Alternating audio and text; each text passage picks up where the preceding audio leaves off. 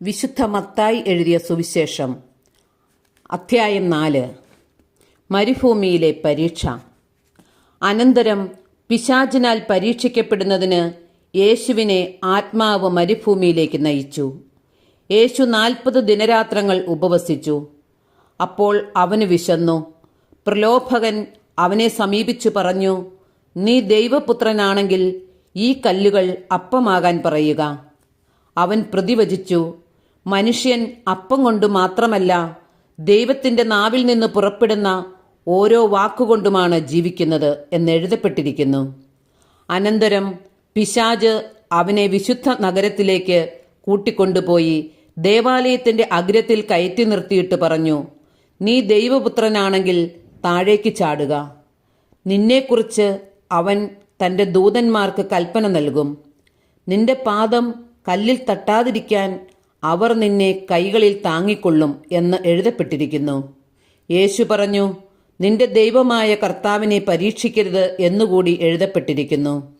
വീണ്ടും പിശാച് വളരെ ഉയർന്ന ഒരു മലയിലേക്ക് അവനെ കൂട്ടിക്കൊണ്ടുപോയി ലോകത്തിലെ എല്ലാ രാജ്യങ്ങളും അവയുടെ മഹത്വവും അവനെ കാണിച്ചുകൊണ്ട് അവനോട് പറഞ്ഞു, നീ സാഷ്ടാംഗം പ്രണമിച്ച് എന്നെ ആരാധിച്ചാൽ ഇവയെല്ലാം നിനക്ക് ഞാൻ നൽകും.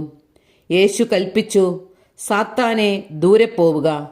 എന്തെന്നാൽ നിന്റെ ദൈവമായ കർത്താവിനെ ആരാധിക്കണം, അവിടുത്തെ മാത്രമേ പൂജിക്കാവൂ എന്ന് എഴുതപ്പെട്ടിരിക്കുന്നു. അപ്പോൾ പിശാച് അവനെ വിട്ടുപോയി.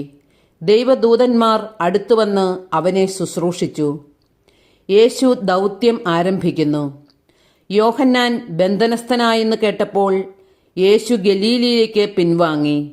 അവൻ നസ്രത്ത് വിട്ട് സെബുലൂണിൻ്റെയും നഫ്താലിയുടെയും അതിർത്തിയിൽ സമുദ്രതീരത്തുള്ള കഫർനാമിൽ ചെന്ന് പാർത്തു. ഇത് യേശയ്യാ പ്രവാചകൻ വഴി അരുളിച്ചെയ്യപ്പെട്ടത് നിവൃത്തിയാകാൻ വേണ്ടിയാണ്. സമുദ്രത്തിലേക്കുള്ള വഴിയിൽ ജോർദാന്റെ മറുകരയിൽ സെബുലൂൺ, നഫ്താലി പ്രദേശങ്ങൾ, വിജാതീയരുടെ ഗലീലി, അന്ധകാരത്തിൽ സ്ഥിതി ചെയ്തിരുന്ന ജനങ്ങൾ വലിയ പ്രകാശം കണ്ടു. മരണത്തിന്റെ മേഖലയിലും നിഴലിലും വസിച്ചിരുന്നവർക്കായി ഒരു ദീപ്തി ഉദയം ചെയ്തു. അപ്പോൾ മുതൽ യേശു പ്രസംഗിക്കാൻ തുടങ്ങി, മാനസാന്തരപ്പെടുവിൻ, സ്വർഗരാജ്യം സമീപിച്ചിരിക്കുന്നു. ആദ്യത്തെ 4 ശിഷ്യന്മാർ. അവൻ ഗലീലി കടൽ തീരത്ത് നടക്കുമ്പോൾ കടലിൽ വല വീശിക്കൊണ്ടിരുന്ന 2 സഹോദരന്മാരെ കണ്ടു. പത്രോസ് എന്ന് വിളിക്കപ്പെടുന്ന ശിമയോനെയും സഹോദരൻ അന്ത്രയോസിനെയും. അവർ മീൻപിടുത്തക്കാരായിരുന്നു. അവൻ അവരോട് പറഞ്ഞു, എന്നെ അനുഗമിക്കുക, ഞാൻ നിങ്ങളെ മനുഷ്യരെ പിടിക്കുന്നവരാക്കും. തൽക്ഷണം അവർ വലകൾ ഉപേക്ഷിച്ച് അവനെ അനുഗമിച്ചു. അവർ അവിടെ നിന്ന് മുന്നോട്ട് നീങ്ങിയപ്പോൾ വേറെ 2 സഹോദരന്മാരെ കണ്ടു, സെബദി പുത്രനായ യാക്കോബും സഹോദരൻ യോഹന്നാനും. അവർ പിതാവുമൊത്ത് വഞ്ചിയിലിരുന്ന് വല നന്നാക്കുകയായിരുന്നു. അവരെയും അവൻ വിളിച്ചു. തൽക്ഷണം അവർ വഞ്ചി ഉപേക്ഷിച്ച് പിതാവിനെയും വിട്ട് അവനെ അനുഗമിച്ചു. യേശു രോഗികളെ സുഖപ്പെടുത്തുന്നു. അവൻ അവരുടെ സിനഗോഗുകളിൽ പഠിപ്പിച്ചും രാജ്യത്തിന്റെ സുവിശേഷം പ്രസംഗിച്ചും ജനങ്ങളുടെ എല്ലാ രോഗങ്ങളും വ്യാധികളും സുഖപ്പെടുത്തിയും ഗലീലി മുഴുവൻ ചുറ്റി സഞ്ചരിച്ചു. അവന്റെ കീർത്തി സിറിയായിലെങ്ങും വ്യാപിച്ചു.